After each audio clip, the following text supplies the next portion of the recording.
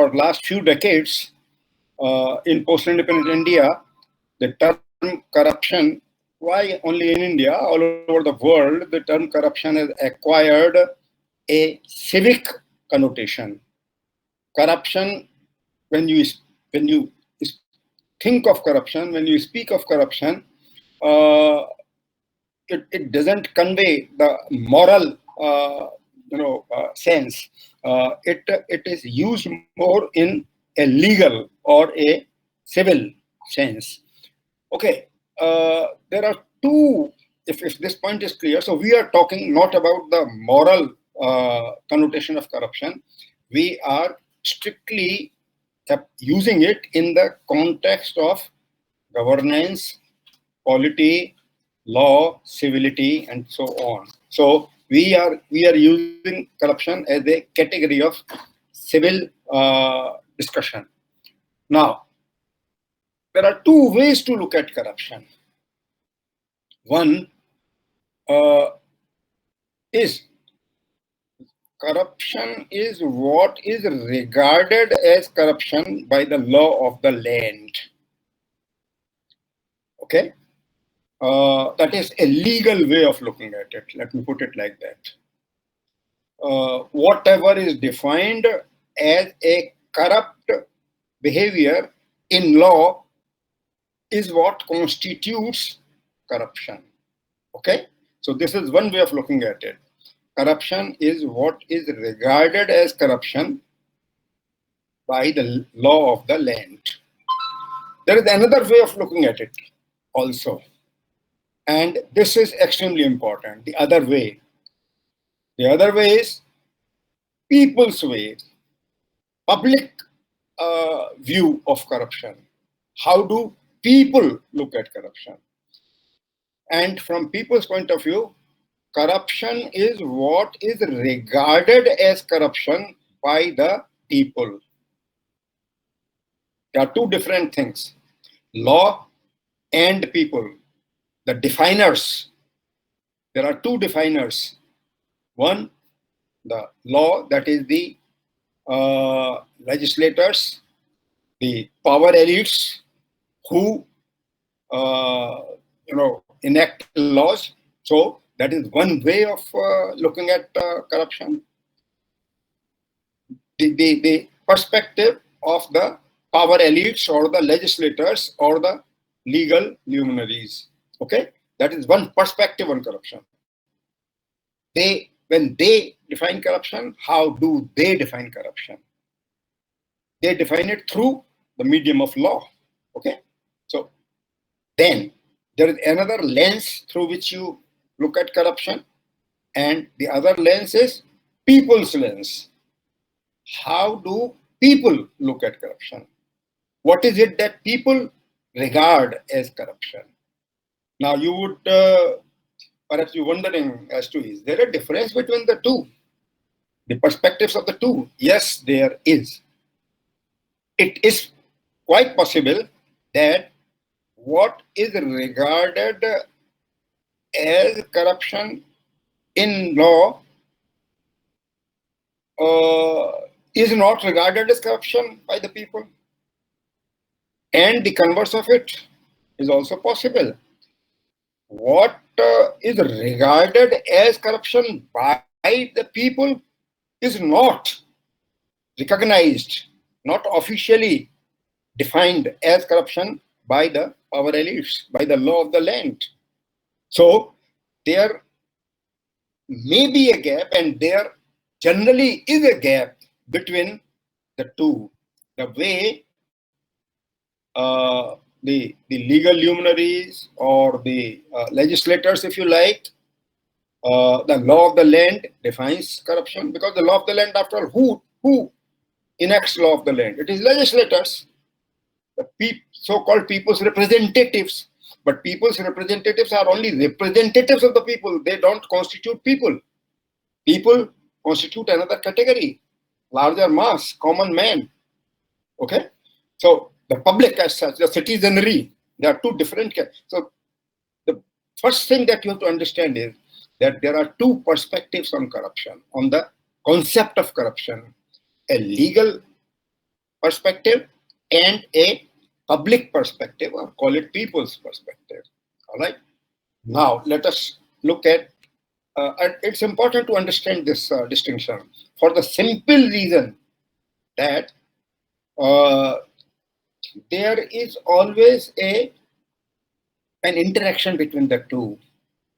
That the reason being that that accounts for why corruption, the meaning of corruption, the definition of corruption is not a static category. Why it is an evolving concept. Something that was not regarded as corruption by law until recently, maybe that is now regarded as corruption by the law. This change in the legal perspective on the behavior that is being defined as corrupt has come about because of the people's pressure on the political elites, on the power wielders to change the conception of corruption. Okay, I'll give you examples of that as we proceed. Let's first understand legal view of corruption. You know that there are two sources of legal view of corruption. One is, of course, the Representative of People's Act, which is also accompanied later by the Anti-Corruption Act, or Prevention of Corruption Act, as it is called, Prevention of Corruption Act. So this is one source. And the other source is the Santhanam Committee report. This Santhanam Committee was constituted by the Parliament to look at the state of corruption in India, and it began with a certain definition of in both. What seems to be common is the fact that from a legal point of view, though the words used are different, however, the essence, the kind of scope of behavior called corrupt is commonly shared by the two. From a legal point of view, in short and easy terms, corruption is defined as misuse or abuse of public office for private gain. That is the quintessence of the legal perspective. The kind of behavior which is regarded as legally inappropriate, but not all kinds of behavior that is regarded as legally inappropriate is corruption. It is that kind of behavior which is regarded as legally inappropriate for an office bearer, the office holder, right? So at the base of this definition is the concept of office, public office. Okay, so corruption is misuse or abuse or improper use. The Santhanam Committee calls it improper use or selfish use of office. The Prevention of Corruption Act calls it misuse or abuse of office. The words vary, but essence is the same. What is basic is the idea of office. Corruption, when you speak of corruption, you can speak of corruption only with reference to an office setting, not independent of that. You have to remember that fact. This is the limit set. Otherwise, in law, so many kinds of behavior are prohibited. The whole criminal law, the whole civil law, that is nothing but indicative of the various kinds of behavior that are unacceptable legally. Right? So it's not all inappropriate behavior. It's inappropriate behavior of an office holder, right? And why it is inappropriate? What is the criterion? The criterion is misuse of the office. And what is misuse of office? Misuse of the office is the use of the office for selfish, private, personal gain rather than for public interest. The office holder is supposed to use official power, official discretion, official resources, and what have you, official influence in public interest for serving public interest. But when an office holder begins to use it in a selfish manner and for a personal gain, that is what is called misuse or abuse of public office. I hope this point is clear. All right. Now, so this is legal perspective. Now, that's how it all began. I indicated to you earlier that the concept of corruption, even legal construct of corruption, has not remained a static category. Over the years, it has changed, evolved, expanded. All right?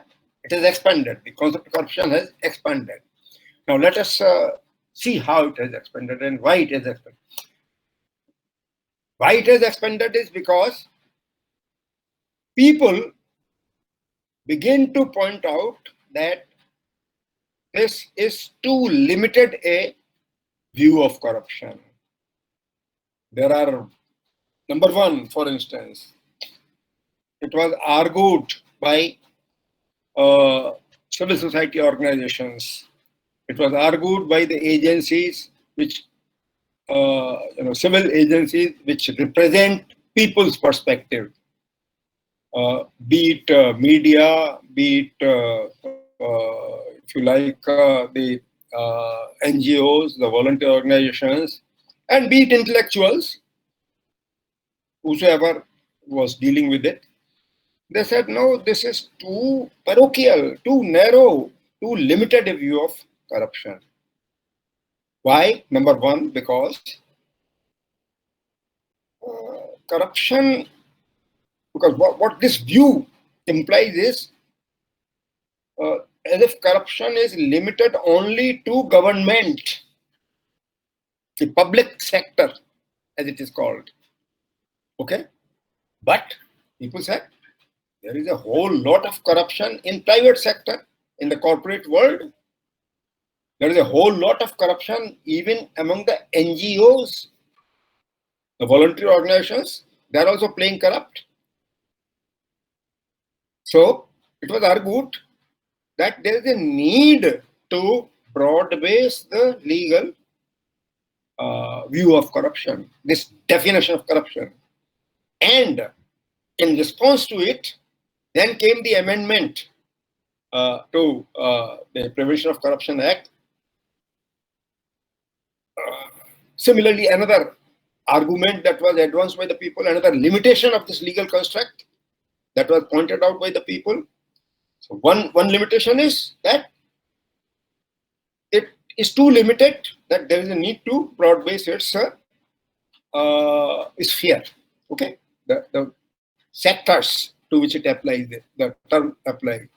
Public office seems to give an impression of government office, but there are offices also in management. There are offices also in corporate world. There are offices also elsewhere in other sectors of society. So this should be broad-based. One. Another point that they try to bring in limelight, and which is an extremely important point, and it is that this defines corruption only from the point of view of the corruptee. It is important to note that we can look at corruption from the end point of the practitioner of corruption. There is a practitioner of corruption. We call this person corruptee. And there is another party which is also involved in corruption situation. There is another party, and that is the corruptor. The corruptor. The person who lures a public office holder to misuse or bend rules, bend discretion. You know it.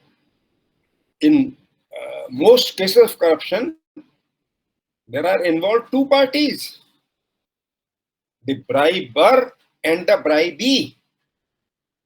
It is not, after all, if there is no briber, where from will the office holder get the money to play corrupt? So, it was argued that this definition, when you are defining corruption as a misuse of public office, misuse, obviously it implies by whom? By the office holder, the person who is holding the office. After all, it is only he who will misuse the office because he is the one who controls the office. Public man cannot do that. Public man can try to influence, but the use or misuse or abuse will depend on the holder of it. So it was argued that this definition is okay from the perspective of the office holder. But what about those who are corruptors? Are they corrupt or they are not corrupt? That was the question. Are they corrupt or they are not corrupt? Isn't it a valid point? Because from the perspective of this definition, they are not corrupt. They are not covered by the definition of corruption. Where from did this pressure come? You have to note it. Where from did this pressure come? This pressure came from people's view of corruption. People pointed out that no, it is not only the office, the bribee. It's not only the office holder who is corrupt. Even public men are corrupt. People are corrupt. They pay. Therefore, the officer plays corrupt, or the official plays corrupt.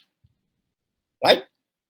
Now, I'm giving you a few examples. I'm not giving an exhaustive illustration about it. But the point to remember or note by you is that the legal view of corruption, which once prevailed in defining corruption and conducting the whole, official criminal statistics in India, was this definition, which was so limited.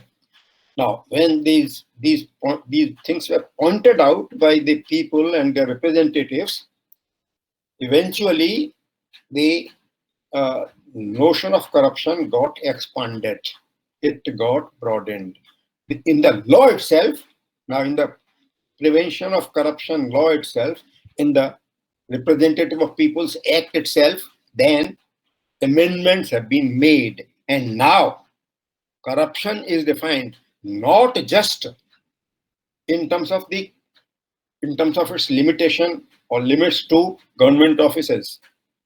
It is broad-based. First, corruption is misuse of public office, not only in public sector, but also in private sector, that is corporate sector, also in voluntary sector, also in professional sector, and so on and so forth. This is changed now. The new definition of corruption, legal I'm talking about, from the point of view of the law in India today. About 2 decades back, that was the definition that was regulating the Indian scenario. Today, which is a different story. It's a different scenario. Now, today, the wings of corruption, the wings of corruption controlling agencies have expanded to the corporate sector and also volitional or voluntary sector. All right. Now, from this you can well imagine to how and why it is important, to look at corruption not just from the point of view of legal perspective, but also from the point of view of people's perspective, because it is the people's view of it which eventually compels the power elites to refine, expand, amend the legal view of corruption. That is why, as a sociologist and a social scientist, it's necessary for us to understand the dynamics or the evolution of the category of corruption. Okay, now, even as the amendments have been made in Prevention of Corruption Act, and therefore for legal and judicial purposes, disciplinary purposes, prosecution purposes, these facets are being used. But then the point is, how is corruption defined today? In public documents, the expanded definition is hard to find. It is hard to find. However, I would like to offer a definition of corruption which encompasses these changes, which encompasses these amendments, which encompasses the new frontiers of the concept of corruption, if you like. Okay. Now, in a short and, if you like, succinct manner, I would say corruption is betrayal of public trust. Corruption is betrayal of public trust by an official,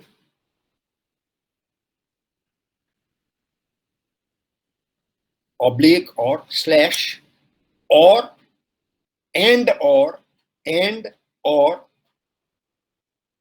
a man of general public. A man of general public. To misuse slash influence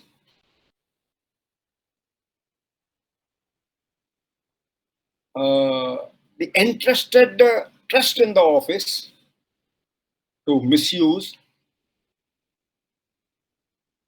slash influence the entrusted trust in the office for private slash mutual gain.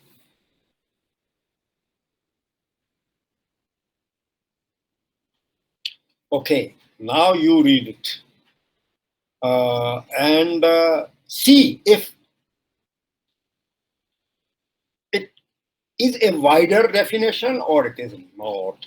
Does it take into consideration the amendments that have been made, or it does not? I have tried, on the basis of my understanding of the situation, to offer this definition, and you now can see that both the parties are taken care of. As also, I am not saying public office. I am saying entrusted, power of the public office. Entrusted authority, and this entrusted authority in the office may be in any sector. If you like, you may add this this phrase, in any sector. Entrusted authority of office in any sector, so that it's crystal clear. It's obvious by itself. In any sector. Within bracket, if you like, public, private, voluntary. Any sector means all the sectors. It's not limited to just government. Okay, so the first, if you like, facet of the definition relates to the corruptee or the office holder, and the slash part, the letter part, at every point relates to the man of public. Who tries to influence? Man of public. Who tries to influence the public office? It is the public man. It is the man of general public. Who gives bribe? It is the man of general public. Okay, so influence. Who misuses? The office bearer, the official. Okay, so both the parties are covered. Official / man of general public. I think it is self-explanatory to the best of my understanding. But I still would look for your comments on it, if you like right now, or if you wish to wait till the end of the lecture, we can take that up later. What's your choice? Do you want to comment on it right now, or would you like to do it, would you like to take it up later? You have to respond to my later. Done. All right. Okay, so this is the way. Now there are a couple of things that you have to take into account about this definition. There are 3 or 4 important points which you would do well to remember if you now to understand corruption. What exactly is corruption? The first thing, I mean, what are the elements of this definition? The first thing, corruption is betrayal of public office and therefore a condemned action. An action which is condemned by the law, by the judiciary, by the people. It's a condemned action. Corruption doesn't refer to good action. Corruption doesn't carry a pejorative connotation. I'm sorry, corruption does not carry a positive connotation. It carries a pejorative connotation. Clear? I think you have to understand what exactly is corruption. Corruption is a condemned behavior.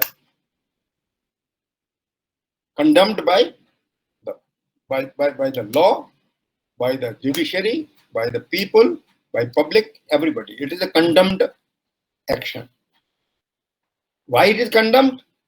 Because it betrays public trust.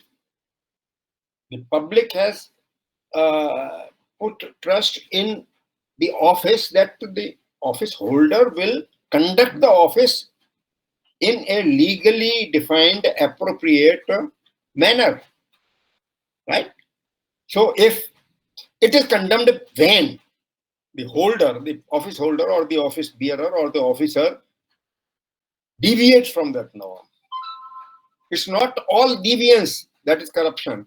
It's only deviance from that official norm, the norms of official business, right? Okay, so that's one element, clear. What is corruption? Corruption is a condemned behavior. Not all behavior is corrupt. Corruption is a condemned behavior. And not all condemned behavior is corruption. Again, you have to understand it. Because all crime is condemned behavior. But this is a kind of crime. It's a form of crime. Not all crimes, but it's a specific form of crime committed by whom?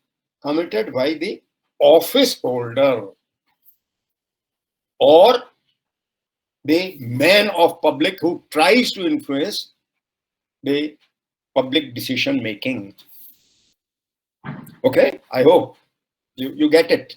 That's one element. Second, and it's important for you to note, it is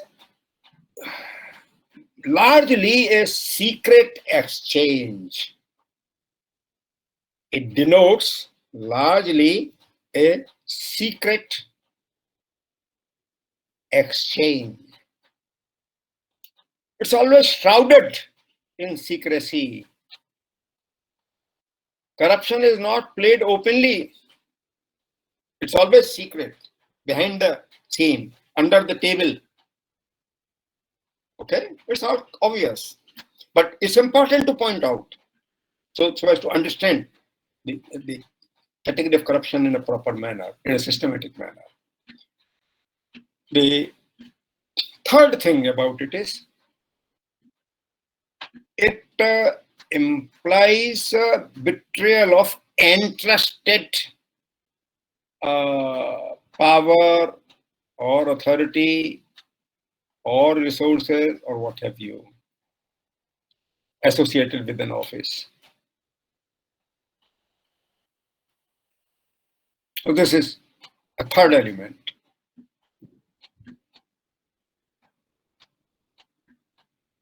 These three are crucial because if only we are able to get these three elements in any behavior, we may call it corrupt behavior. Okay? All right. Now, let us move on to the question whether corruption is a uniform action or does it have many faces?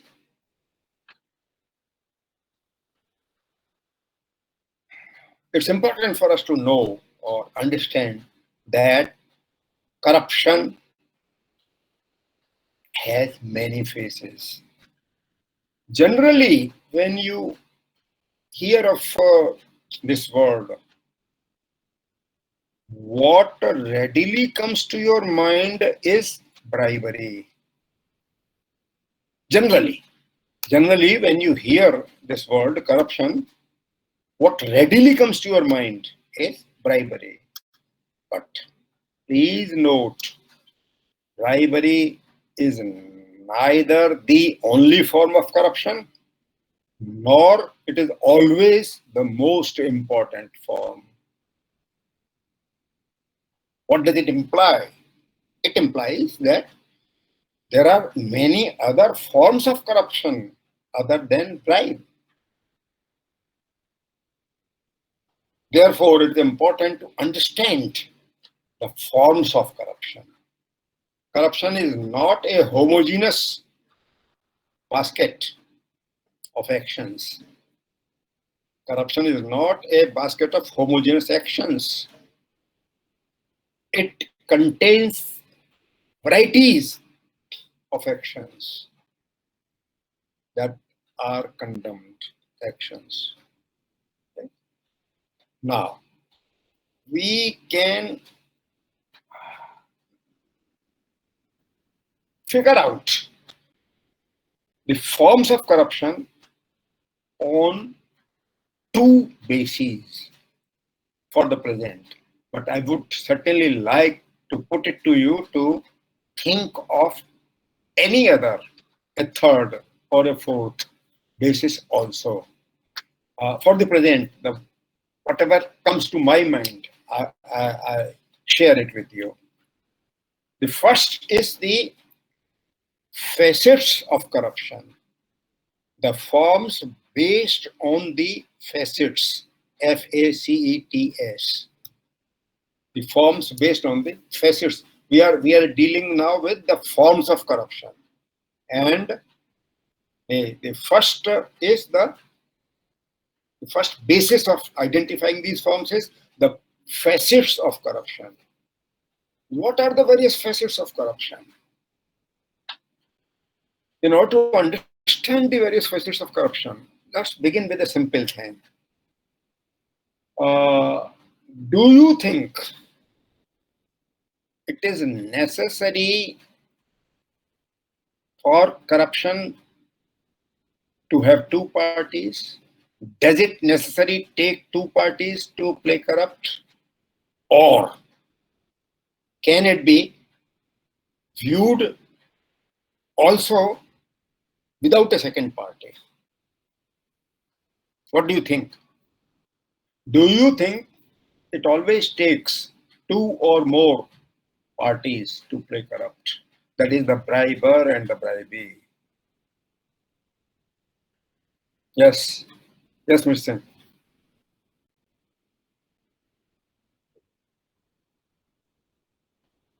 Okay, even a single party can. Will you give some example?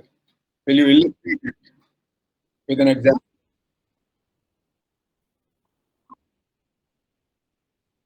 Okay.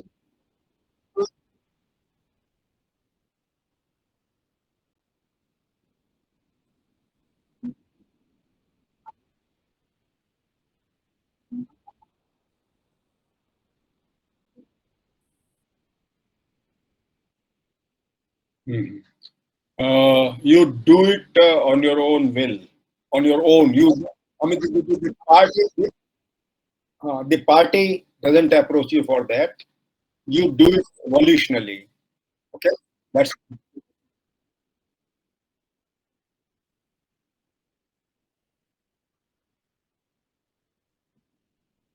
okay. All right, done. Very good. Any other viewpoint? This is one position. The question is simple. Do you? Okay.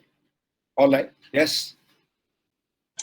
Sir, according to me, there has to be two parties for a corruption to occur, because one party has to give whether that party can be considered as a living being, or the grants that came from the government. So there has to be the two parties involved in the corruption to occur. Okay.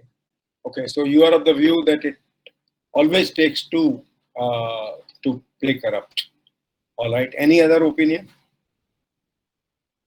What do others think? Please feel free to join, because the point is that if you keep quiet, one problem with the now with the lectures and discussions in the under the present constraint when we are doing it online is that if it is offline, I can see and talk directly to you. There is a direct contact. But I am seeing only just 6 faces here. But I hope that there are more than 20 or 30 of you around who I don't see. So unless you speak up, I will not know as to who all are there and what opinions are. So there are constraints of this, online discussion, interaction. You have to make it as good as offline, and you can do it. I cannot do it. I can only give my opinion, but unless you give your feedback, I will not be able to respond. So please feel free. Don't feel shy of joining the debate or participating in the discussion. It's not just for only this point. It's for all the discussions that we are going to have. All right. Let me. You take your time to. Yes, ma'am. Sir, I feel that corruption can be from one side as well. For example, the normal public is taxpayer, so we are giving taxes, and we are giving tax to the government, and they have allotted some budget. But maybe the budget has been allotted by the center to the state, supposedly. Okay. And the entire some amount of the budget is taken by the ministers. So as public, we don't know that where our tax is going. As per us, we are giving it, our hard-earned money, which is for the benefit of us only, or the general public. But ministers are taking it without telling us.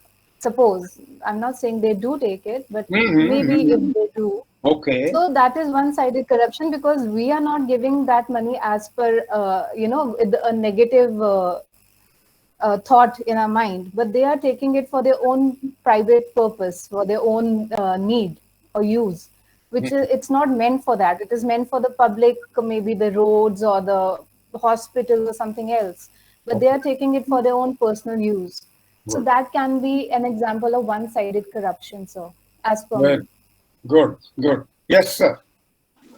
Yes, sir. I want to say, sir, like Saibal said, we are paying taxes. Na, so we are also the public. As we are public, we are also not saying ki, where our taxes is going. We are also not questioning to them. We can't question to them. So can we say that कि ये हमारी भी एक तरह से we are not aware of that. We are not questioning to them कि that where you are spending. Yes, I want to say this, sir. कि हमारा भी ये थोड़ा सा एक Neha, we are not discussing at the moment whether it is right or wrong. We are looking at an illustration, whether it is possible for a single party to play corrupt, or does it always take two to play corrupt? That is the question. So what is your position on this question? That sir, the two parties may be corrupt. You disagree with the other friend on this point. Yes, sir. According to me, the two parties will be corrupt. Then the corruption can be held. Okay, you are in agreement with Mr. Gurdeep Singh, right? Yeah. All right. Yes, sir. Amandeep.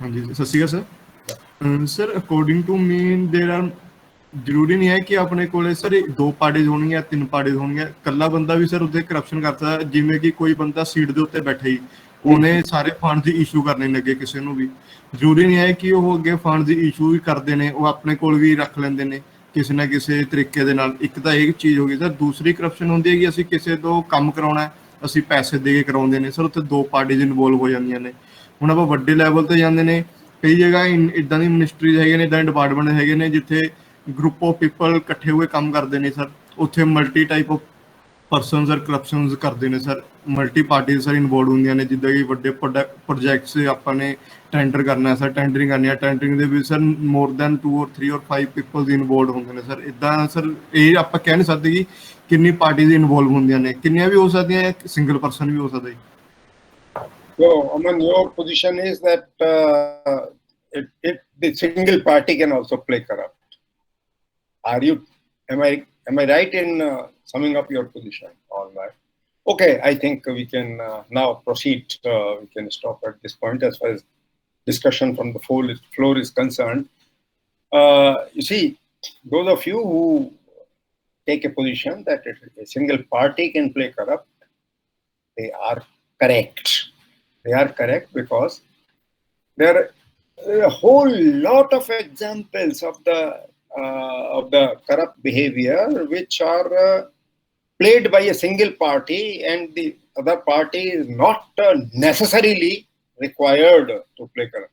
I give you simple, while the examples that have been given by our friends here are important, very, very important. For instance, Mr. Singh's example, earlier Singh's example, very, very good example that some development scheme is there, you siphon off the development funds at your level, this is corrupt without the other party is not involved. You know, as a chief minister is there, he has a discretionary quota. I give you another illustration. A chief minister has a discretionary quota of, say, some land or some houses. It is his prerogative to allot it or give it to any functionary, any judge, anybody he likes, who he thinks is doing a public service. His case is there in the court, therefore he would like to oblige the judiciary. He would like to, give or earmark the plot or the house to the judge. Now, this is discretionary quota. He has the discretion, constitutional discretion. But it is inappropriate. when the judge, when the person is sitting on hearing of the case by the chief minister, which relates to the chief minister, surely it is inappropriate on the part of chief minister to use his or misuse his discretion to allot a land to influence the judgment, right? So only one party is involved. The chief minister is involved. The other party hasn't asked for it. The other party is not involved. The other party may even take a bad view of it. You don't know. But the intention of the chief minister is to influence. So chief minister is misusing public office single-handedly. All right. Good examples. Or take elementary example. There are many officials who would pinch the official resources. Elementary, like stationery or laptop or air conditioner. It's meant for office. They will get it installed at their house. It happens. Now, I have given a name to it. I'm sure I don't wish to tax you on it. Otherwise, I could ask you as to what name would you like to give to it. But that would take time, and we don't have much time to spend. Let's proceed about it. So I would call it misappropriative corruption. What kind of corruption is this? It's corruption. It's a facet of corruption, right? Misappropriative. It doesn't involve two parties. Only one party is there.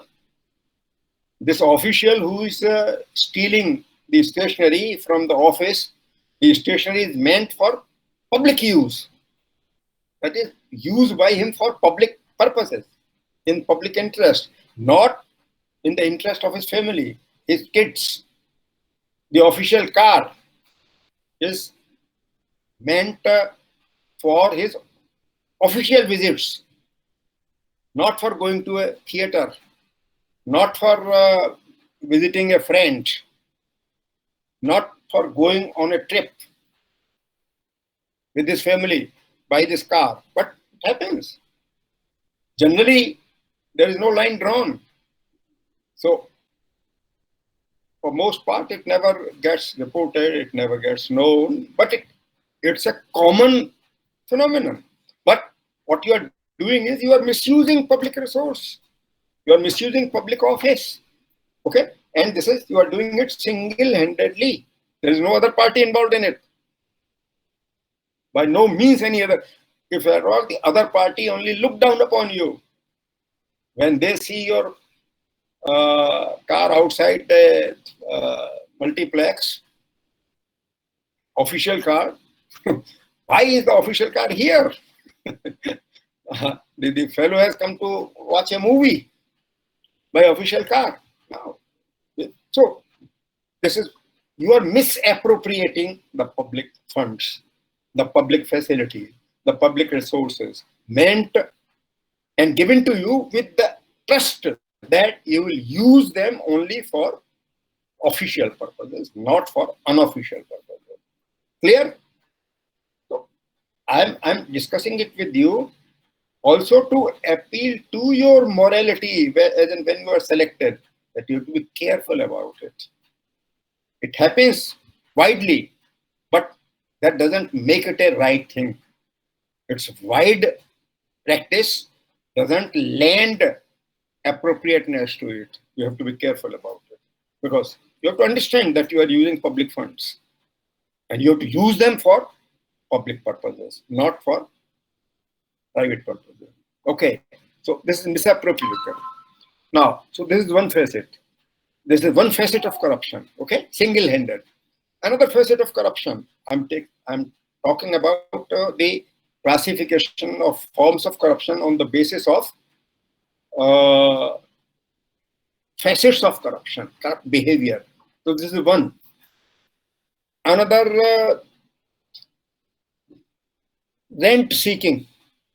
It is called rent seeking. Rent seeking is demanding bribe.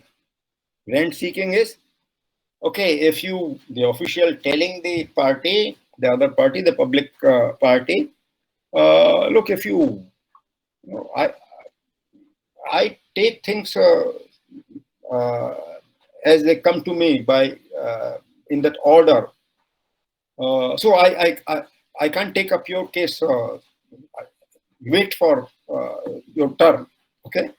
But then this fellow may pay speed money to the official, and the official will dig up the file and take up his case and present it before the officer. Present it to the officer for discussion. Officer doesn't know that it's out of order, right? Now, what is this fellow doing? The expediency fee, the speed money, the facilitation fee, what are these?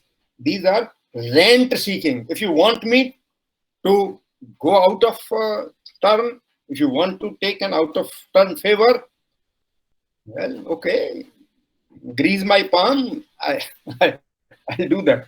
You may not ask, you may not, but when you accept it, you are virtually asking for it. When you accept that offer and extend the favor to the person, in fact, you may as well note this fourth feature there. One of the defining elements of corruption is quid pro quo. You may have heard this phrase, quid pro quo. Okay? Quid pro quo. That is, charging something for extending a favor. There's always in corruption, in many instances of corruption, in most instances, I would say, there is this rule of quid pro quo. You do this for me, I will do that for you. That is quid pro quo, meaning of quid pro quo. QUID, PRO, QUO. Okay? So quid pro quo means you do it for me, I'll do it. I'll do that for you. You do this for me, you give me this favor, I'll give you that favor. You give money to me, or you pay this gift to me, or whatever. You do this to me, I will do that to you, whatever you're asking for. So this is an essential defining feature of corrupt behavior. Now, what you have here in rent seeking is you are seeking rent, that is money, out of law, outside the jurisdiction of law, a legally inappropriate behavior for doing something which you are supposed to be doing without asking for this money, or without, you are not supposed to go out of turn. You are supposed to take up cases by their turn and not jump queue, not allowed to jump queue. Okay, so this is what we call rent seeking. Okay, then there is the third, within the facets system. These are the various facets of corruption. All that I'm doing is only telling you how many facets of corruption. So corruption doesn't have only one face; it has many faces, and we have to understand. Therefore, it's a complex and a heterogeneous category. Now, yet another, the third phase of corruption is collusive corruption. Collusive. In collusive, there are two parties which join. It's mutually beneficial deal. There's a deal. In collusive corruption, there is a deal, an element of deal. Okay. So much, you pay this amount to me, I will give the contract to you. As a chief engineer, it is within my discretion to allot a contract to somebody, to give a contract to somebody. I will bend rules in your favor. I'll play game in my office, but I'll oblige you. But before I do that, give me 5 crore rupees. What is this? Collusive corruption. Two parties joining hands for mutual gain, mutual profit. All right? So this is collusive. Then yet another facet. As a matter of fact, you may, I think I should do that. I discuss it here, but I think these three, that is misappropriative, collusive, and the third that I'm going to discuss with you now is coercive. Let me first discuss it with you and then I'll tell you where to take it. The coercive corruption is the one in which the other party doesn't pay it willingly. The other party is coerced, compelled, forced to pay. If you want your scholarship to be released, the man in the office telling the scholar who has come to request to release the grant to him, or a person from whom stationery has been purchased for official purposes by the office, when this businessman comes to the office, please issue my check. The check is ready, but the fellow is sleeping over the check till such time as the other party pays money for releasing the check. I'm not concocting stories. These are usual happenings. What is this? This is coercive corruption. You are forcing, dilly-dallying. Everything is done. The check is written, but you are not delivering it to him in order that he should pay something to get this check. So this is what we call coercive corruption. Now these three forms of corruption which I have discussed with you, misappropriative, collusive, and coercive, take them out from the facets thing. I think we will take them up under Topology of Corruption. This is Topology of Corruption. Three types of corruption, separate, based on whether or not it's necessary for corruption to take two parties, number one. Number two, and if so, whenever it is a deal between the two, is it a matter of deal or is it a matter of extortion? The third is extortion. Okay, so there are three types of corruption: misappropriative, collusive, and extortive. These are not facets. These are the forms. These are the types. I'll take them up separately.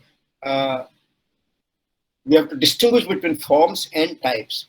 So it's my mistake to have discussed it at this stage. Take them out from here. We will take them up when we come soon. We will be coming to types of corruption. We will consider it there. Okay. So forms are facets. Forms on the basis of facets. So one facet is rent seeking. Okay. Bribery. Call it bribery. The other facet of corruption is patronage distribution. Patronage distribution. The politicians have a lot of things to oblige people, oblige men of public. For instance, whether or not give a license for starting a petrol pump. I'm just giving you an example. Okay, it is in your hand as office bearer, as officer, to allot. When so many people have applied, now you have to make allotment to whom to give, on whom not to. When you take into consideration certain things like whether the person is of your party or he is not, does he belong to opposition or does he belong to your party, whether the person can be of use for you eventually, whether the person can return the favor to you in some form later. When your decision is being guided by such considerations, what kind of this? This is in patronage distribution. Now, the Chief Minister's example that I gave to you, he has discretionary quota. But when he's allotting this quota, to a certain judge, what is he doing? Patronage distribution. It's a form of corruption related to patronage. So the politicians have that power of patronage distribution, and they misuse that power of patronage distribution in many cases. Not all politicians, of course. So this is one facet is the rent seeking. Another facet, the collusion or the kind of bribe in which both the parties are involved. This is the third facet that we are talking about now. The fourth one, apart from the nepotist corruption, nepotism. Nepotism is not bribery. There is no bribery involved. There is no exchange of money involved. There is no exchange of any favor involved. What you are doing is, when you are practicing nepotism, what is nepotism? Nepotism is violation of the norm, the official norm of deciding on the basis of merit, when you decide not on the basis of merit but on the basis of your relationship rather than merit of the person. When you decide the case on the basis of your ascriptive relationship, whether the person is your brother-in-law or his son or his daughter or whatever, when you are or your friend's daughter, whatever, this is the kind of corruption that we call nepotist. Okay, nepotism, as it is. Bhai bhatija vaad, you know it in simple words, right? So now, bribe, all corruption is not bribery. Bribery doesn't exhaust the field of. There are many phases of corruption. We are talking about those phases. So the one phase is rent seeking. The other phase is patronage distribution. The third phase is, as we have seen, nepotist corruption. Yet another phase is siphoning development funds. You get, as a Chief Minister of Jammu and Kashmir, you get a certain, fund for the cleaning of Dal Lake in Srinagar. Okay, you get funds earmarked by the center for cleaning of the Dal Lake in Srinagar, and when you are siphoning off this development fund, a lion's share of it is taken up either by you or given to your by way of contracts to your family members, to your kins, your relatives. What are you doing? You are playing foul. You are siphoning off development funds, and only single party involved, as we said earlier, as we saw earlier. The other party is not paying you anything. So you are obliging them because, and you are in so doing, you are misusing your prerogative, you are misusing your discretion, you are misusing your power that or your authority that is entrusted to you. So this is what I mean by the facets, forms of corruption based on facets of corruption. I hope this point is clear. Now, there is a second, another criteria, another basis on which we can delineate some forms of corruption. And this is the criteria to which we referred earlier. There is a power aids view of corruption. There is a people's view of corruption. Earlier we saw it. Now, on that basis, because that's essentially a part of the definition, definer. Who is defining corruption? Is it the legislator or is it the man of public? Who is defining? Right? Definer. And therefore, it's essentially a question of forms of corruption. On this basis, we can think of certain forms of corruption. Broadly, to begin with, we can think of two forms of corruption. One is called black corruption. The other is called white corruption. Just as you have black money and white money. So there is a black corruption, there is a white corruption. What is black corruption? Black corruption is that condemned action, okay, which is regarded as corrupt by both the parties, that is the legislator and the public, in which both parties recognize, yes, this is wrong, this should not have happened. No, when it comes to bribe, no party will approve of it. No party will say, be it political elite, power elites, no party can dare justify it as correct action. Okay? Both the parties, whether it is people's representatives or people themselves, the difference between the two is the same. People's representatives on one side defining corruption, people on the other side defining corruption. When both agree on a conduct that and condemn it that no, this is wrong, this is called black corruption. So bribery is an instance of black corruption because both the parties are. It is regarded as black by both. Both disapprove of it. Both find it inappropriate behavior, morally improper conduct too, apart from being legally improper. All right. So this is one. What is white corruption? White corruption is that in respect of which both of them agree that no, this is not corruption. If there is a certain act about which both of them agree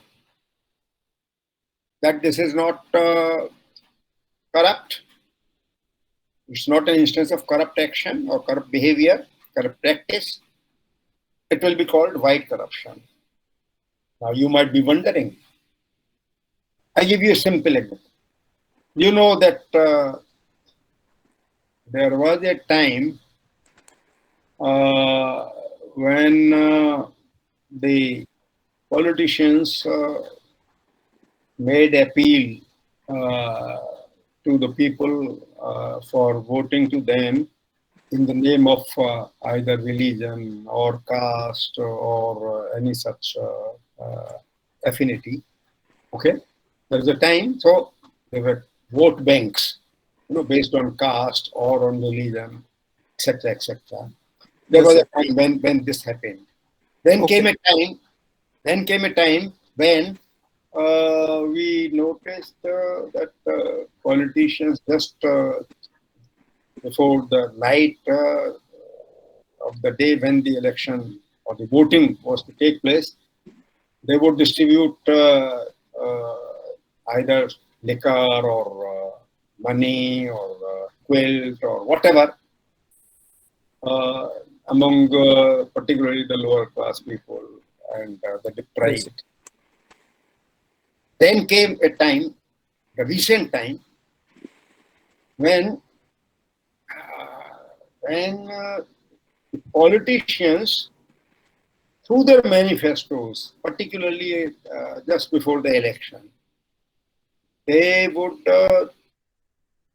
provide free soaps for votes.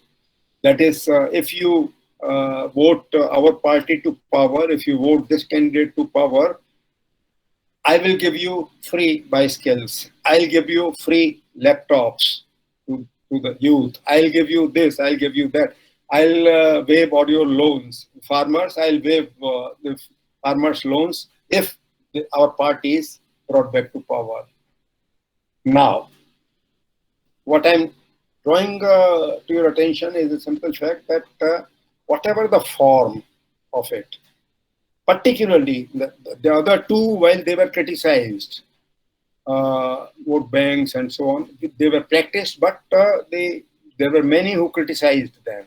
But there is this latest development about the freebies, the distribution of freebies.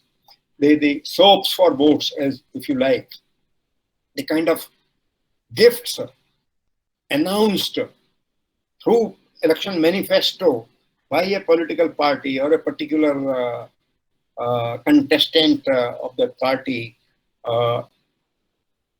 this kind of free gift, that I'll give you this free gift, all of you, if you vote me to power.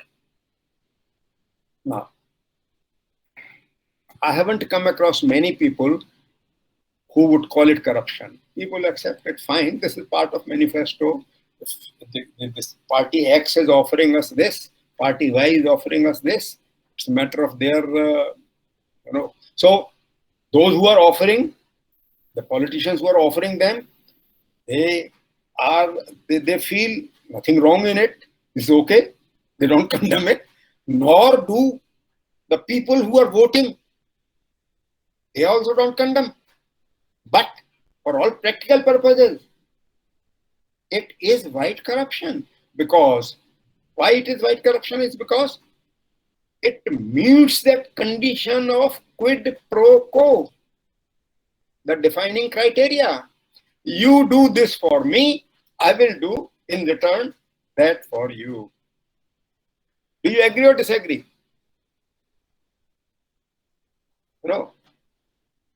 I am pleasantly surprised when I saw that judiciary way back in 2003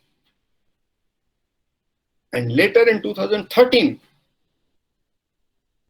did advise the political parties and did advise the election commission also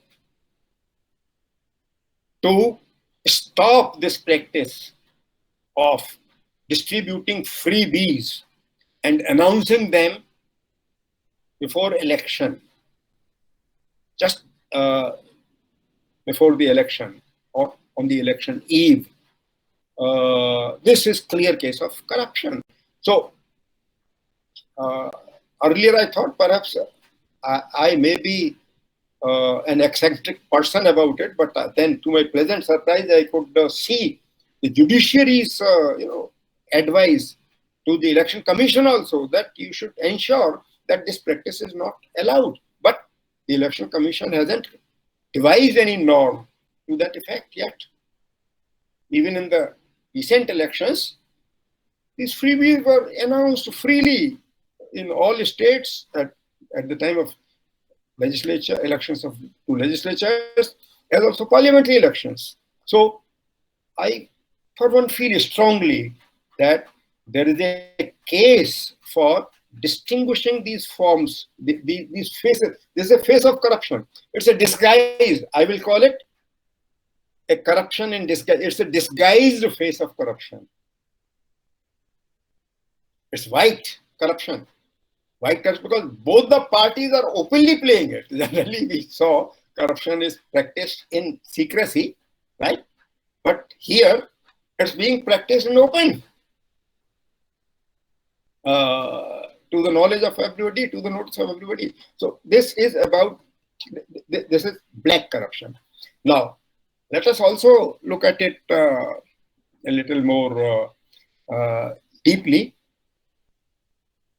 There may also be, related to this, two other positions are possible. One, where one party, take for example the power elites, they view it as corruption, but the other party, that is the public, general public, doesn't look at it as corruption.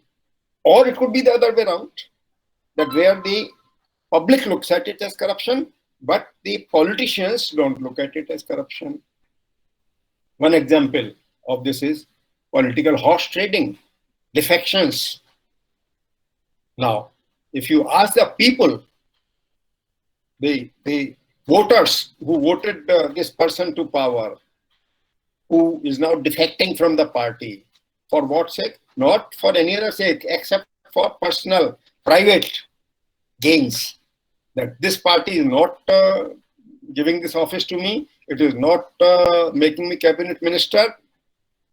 There is the other party which is offering me the ministership of a certain cabinet berth. Therefore, I defect, I join the other party.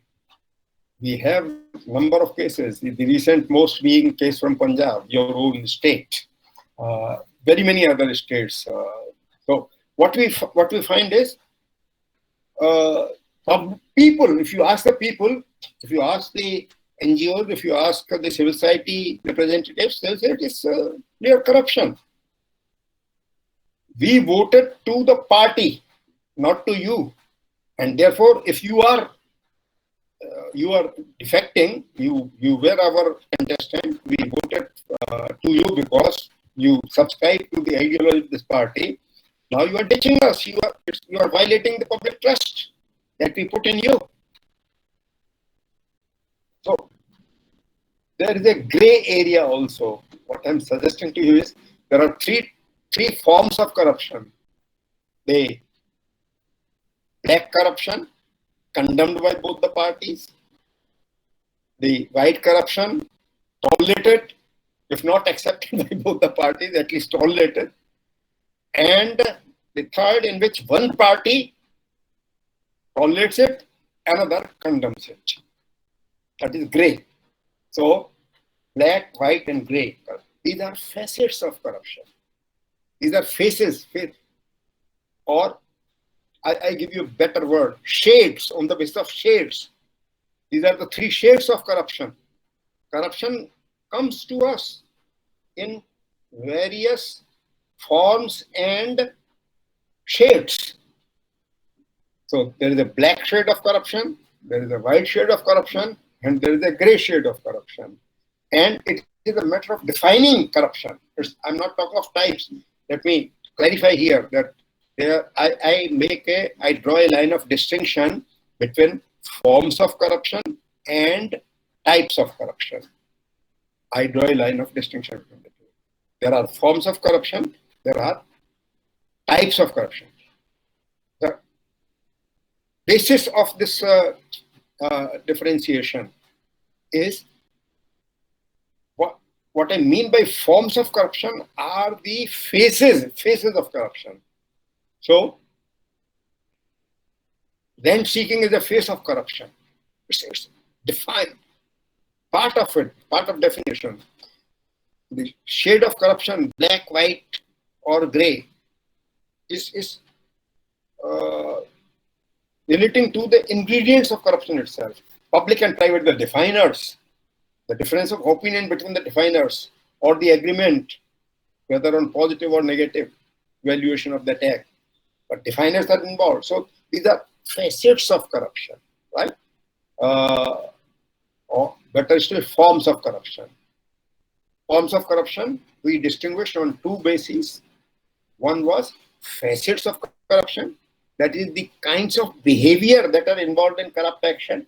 The kinds of behavior, rent seeking is one behavior. Stealing from public office is another behavior. Embezzlement or siphoning of development funds is a third kind of behavior. Nepotism, yet another kind of behavior. Patronage distribution, still another kind of behavior. All of them are different facets of the same corrupt act. So this is why I call it forms. These are the forms of corruption. Similarly, the shades of corruption, because the two definers are involved in it, their viewpoints are involved in it. Either the viewpoints are colliding or the viewpoints are joining, agreeing, whatever it is. Therefore, these, the black, white, and gray, are the shades of corruption. Okay, so this is forms. But then when we come to classification of corruption on the basis of types, these types may be seen later.